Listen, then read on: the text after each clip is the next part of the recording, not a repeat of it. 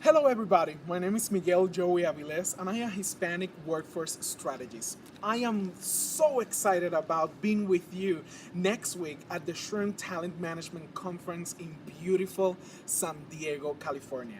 I will be presenting on April 29 at 9:45 in the morning the session How to Recruit, Develop, and Retain Hispanic Millennials. 5 millennials in the US is Hispanics. Whether your company is big or small, Hispanics millennials will play a vital role in your business strategy. Come to my session to learn how to recruit, how to engage them, and how to talk to this important population. We're going to discuss the latest demographic research in this growing market, and I'm going to share with you specific techniques to reach out to them, to talk to their heart, to be able to translate your mission, your vision to this population.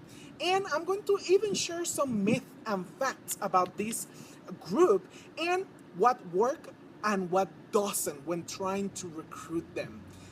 When you come to my session and you go out, you will learn specific techniques and specific tools to make of your Hispanic millennial recruitment strategy a total success. I'll see you soon.